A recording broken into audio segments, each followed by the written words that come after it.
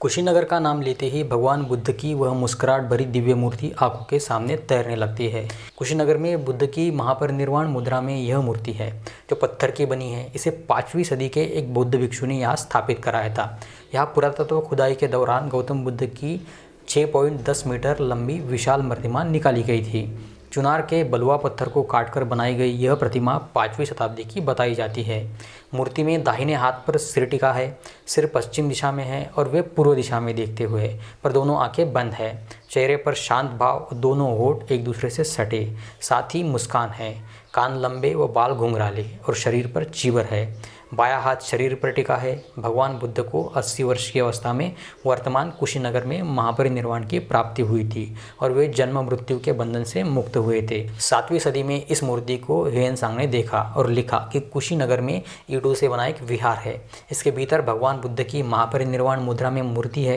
बाद में कभी इस विशाल बुद्ध मूर्ति को जमींदोज कर दिया गया। 19वीं सदी उत्तरार्ध में अलेक्जेंडर कनिंघम और उनके साथी कार्लाइल ने दबी इस मूर्ति को जमीन के अंदर से खोज निकाला।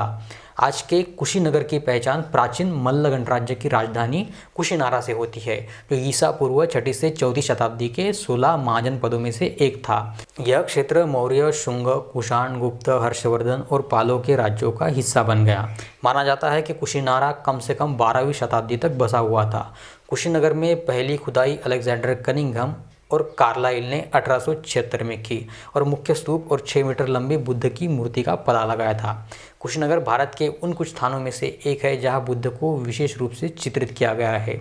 यहां मूर्ति के निकट से एक अभिलेख भी मिला।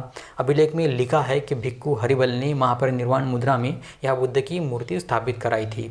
बुद्ध दाहिने बल लेटे है, सिर उत्तर की ओर है।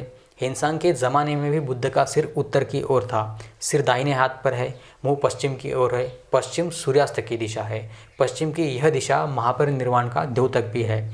कुशीनगर में इस मूर्ति के पास 200 फीट ऊंचा सम्राट अशोक का बनवाया स्तूप था। 200 फीट की ऊंचाई तो स्तूप के खंडर को हो जाने के बाद ह्वेनसांग ने देखी थी। सम्राट अशोक के समय में स्तूप और ऊंचा रहा होगा। ह्वेनसांग ने लिखा है कि स्तूप के आगे एक स्तंभ खड़ा है जिस पर तथागत के महापरिनिर्वाण का इतिहास लिखा है। कुशीनगर में बुद्ध की वह मूर्ति जो जमीन के नीचे दबी थी मिल गई है, लेकिन वह स्तंभ आज तक नहीं मिला है जिस पर तथागत के महापरिनिर्वाण का इतिहास लिखा था। लेकिन आज तथागत के महापरिनिर्वाण का वह इतिहास मिल जाता जो पत्थरों पर लिखा था तो भारत का इतिहास सुंदर और अधिक प्रामाणिक होता। तो ये जानकारी आपको कैसी लगी इस बारे में कमेंट में ज़रूर लिखें।